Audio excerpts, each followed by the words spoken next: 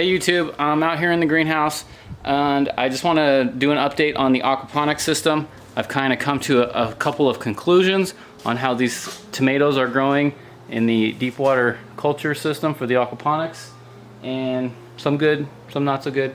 But ultimately what I did here was I pulled 3 plants out of here today, and first and foremost I want to say, when it comes to my pruning abilities and tomatoes, I have definitely dropped the ball and get a big fat F on that one. That is where I need to seriously upgrade my technique, upgrade my skills, especially in the aquaponics system. Out in the garden it's okay, but in here I gotta like take it to a whole nother level as far as pruning goes, because I am definitely not up to par on that one. But what I did is I took this plant out, I took that plant out, and then another plant over here I took out. And this is a black strawberry plant, and really when it all comes down to it, this is really the only plant that has been like fruiting that I'm getting tomatoes off of. Now I will say that when it comes to the black strawberry tomato variety, me and Farmer Jay were talking about it, and we've been sampling the ones out in the garden, and we're like both kind of indifferent to it, and we're both pretty much like, yeah, I could care less if we grow them next year. But these ones that are growing out here in the aquaponics system like changed my whole entire mindset on that one, because the texture that the tomatoes are producing in the system versus out in the garden are night and day. So I'm not gonna write them off the list at this point, because I like how they turn out in the aquaponics system, but as far as how they grow out in the garden, I could really care less for them. Anyway, that's neither here nor there. I've got the fan over there, and all the wind's blowing this direction all the time. And this is the only plant that's like produced anything. I had a yellow pear tomato over here, and it kind of produced some stuff.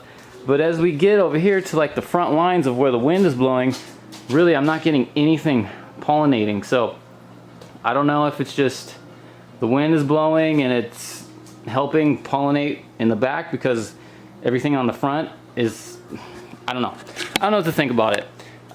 But definitely, if I'm going to keep doing this, I need to be far more proactive when it comes to assisting in the pollinating process. So outside here, this is what the plants look like that I pulled.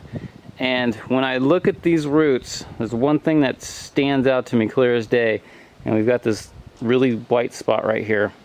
And what this translates to me as is I do not have enough air stones. I do not have enough oxygen running through the system. This thing here looks like it's just pretty much rotting inside the system.